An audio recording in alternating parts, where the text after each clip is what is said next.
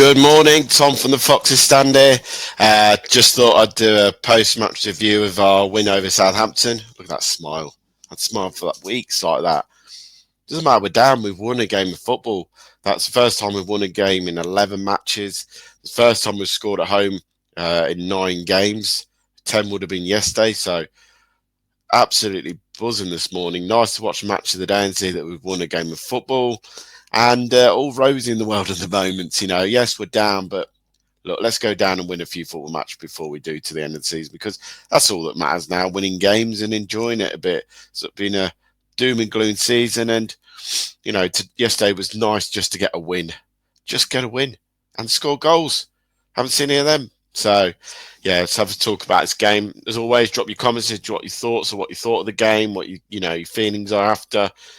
Obviously, we went into the game, we knew there was going to be some changes. Southampton came into goal because Madison now had an operation out for the rest of the season, but I don't mind that because, like I said, for me, we've got to build the team around Southampton next season because Mads will probably leave. Justin right back, Cody and Faz centre halves, Lou Thomas left back, McAtee, Wilfred Diddy, Jordan Ayew, Oliver Skip, and El Canoes on the left and Jamie Vardy up top. And I think, there was a few eyebrows raised. Oliver Skip coming into this team, hasn't played much for the club since coming in, but I'll give his due. He had a good game yesterday, Skippy. I thought he had a nice little game. Didn't do much wrong. Couple of stray passes, but did what he needed to do. Get the ball moving, trying to get the ball moving forward, and did it, winning the ball back, Skip playing the ball forward. Obviously, at the moment, Winks has fell out with Rude and can't even get near the squad, but it's absolutely bonkers in my view that modern day the manager falls out with a player and doesn't get him picked because, we know what Winks can offer them when we do. Yes, he's not had a great season, but he's still being there for me at the moment.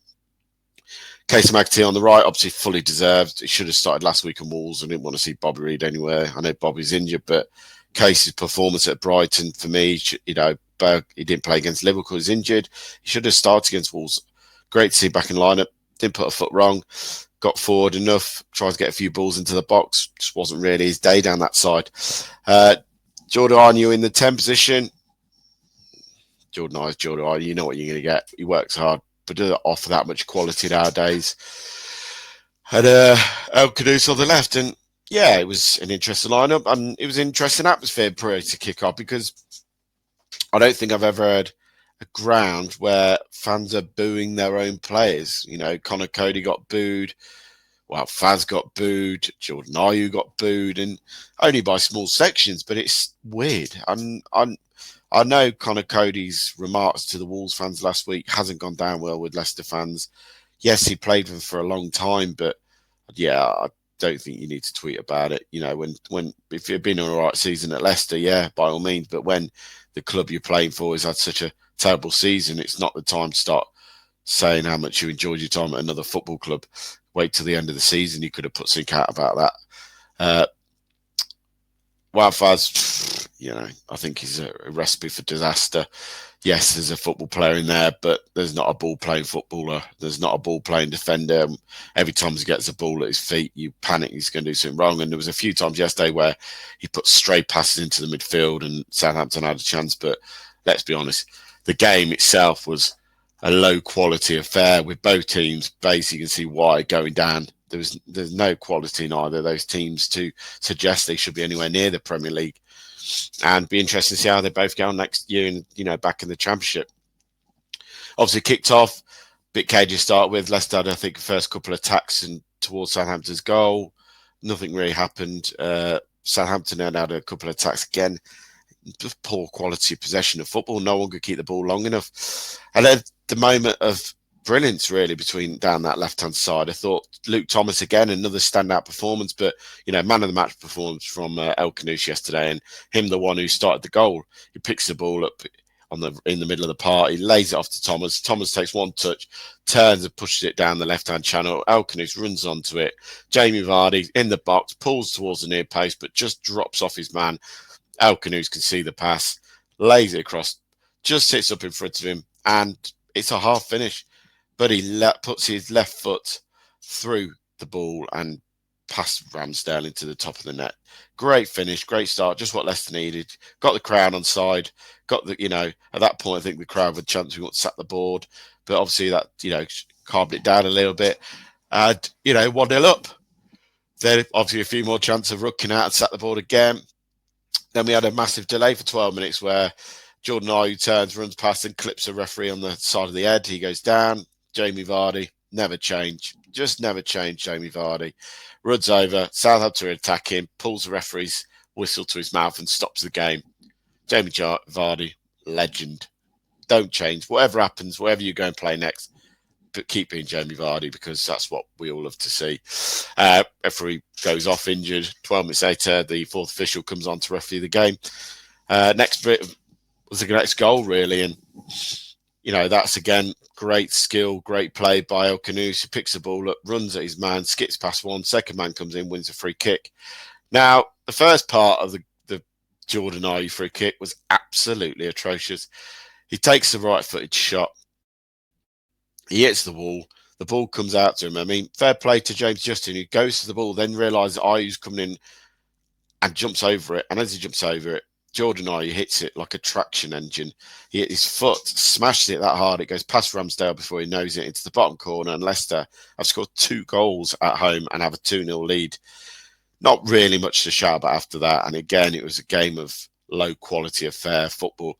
Second half, a bit nervous from Leicester probably, who had a few chances, but that one chance then comes Southampton and the ball's comes into the box left from the left hand side, curls in towards the goalkeeper, but I think one of their defenders gets head down. Salacia head saves it, and it comes out to Fernandez, who smashes the ball into net. Liner puts his flag up, VR check, it's offside. And then Southampton had another one where they glanced it header towards the post. But you never felt at any point that Southampton looked threatening yesterday. Considering that this was a Southampton team who'd gone to West Ham in their last away game and got a point on the road in the last minute, I looked at that team and didn't see anything to be afraid of. Ross Stewart hasn't played much game for them since his £4 billion moved. And I didn't think he caused us any problems yesterday. I thought the only time we looked problem at the back was when we made our own problems by trying to pass out, poor passing from Wout Faz into the middle of the park. Just poor clearance. That was the only time we looked to get ourselves in any danger yesterday. Obviously then, host of changes happens and on come the kids. Monga, Evans, it's players we want to see in the team. These are the players we're excited to see next season. Excuse me. And Daka. And first thing Daka does is completely falls on his arse. Yeah. Just not good enough, is it really? I know he slipped, but so frustrating. And then the last kick of the game, really, Monga had a few attacks down the right. Lovely bit of skills on left-hand side. And then the last, really, attack of the game was Leicester broke, and you're all crying out for that ball to go early. Daka flies up the right. You could see it. We all could see it sitting behind the cop, that there is Evans sitting on the left-hand side of the box, waiting for the ball to come to him. A free man, and he's going to take a touch and probably smash it in the net for his first goal. But no, Daka runs down the lines, goes to cross it, and it gets cut out because he took too long to get the ball across. If he plays it, literally takes the first touch and then plays it in, Evans is in on goal and probably going to score. We're all so annoyed by that bit of play from Daka. So frustrating. Even though we won, it's so annoying when you can see that play there. And for a fact, if that had been Vardy, that ball would have gone so much earlier and we probably would have scored. Look, at the end of the day, we have won, and it's a great feeling to win in games of football. We've not done it enough this season. I think that's our 5th game we've won all season, and 2 of them have come against Southampton. It's been a long, long season.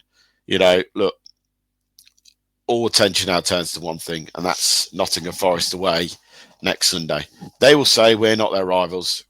For me, they're not. They're an East Midlands derby. My rivals up the road is Coventry. I will all say that to me. My rivals are Cov as a Leicester fan. But we all know we want one thing as Leicester fans. And we all know one man will want one thing going into this game next week. And that is for Jamie Vardy to score the Jamie Vardy's vintage goal in front of the Leicester fans at the City Ground to make his 200th goal for the club. That would be a fitting way to score your 200th goal, even in front of the Trent 10. Brilliant. If you could do it, Vardy, that's all we want. 200 goals at the City Ground, your 200th league goal for Leicester City at the City Ground, and some trademark celebration. Put in your comments what that celebration should be, because I've thought of a few. Maybe him being chopping some trees down, chopping one of the players down like Cody who falls down. Come on, Vardy, you could think of a goal celebration. Put in your comments now what you want Vardy's celebration to be next week at the City Ground if he scores his 200 goals. Doesn't matter if we're winning or losing that game. I want to see Vardy with a trademark wind-up celebration, a shithousery of all shithouseries next weekend. Let's not be funny about this. Forest on a poor run of form. 1 win in 5. Champions League football looks like it's going out the window depending on the results this weekend. So wouldn't it be nice for Leicester to go to the City Ground and upset not Forest party? Look, thank you for watching always. Let me know what you thought of the game. Let me know what you thought of the lineup. I'll come back to you. I didn't get a chance last week with some work commitments to get re-involved with chats, but I need to do it and I will do it this week. So like I say, thank you for watching. Amazing that I'm up to that many subscribers in such a short period of time. 805. Thank you to everyone who subscribed as well. I mean, I'm blown away by that because I didn't think in such a short period of time I'd get anywhere near that. I know a lot of that comes from me going on other channels, so appreciate it all. And enjoy your weekend. Enjoy your bank holiday weekend. We get, a nice long weekend to enjoy a victory. But for now, keep it all. The Foxes stand.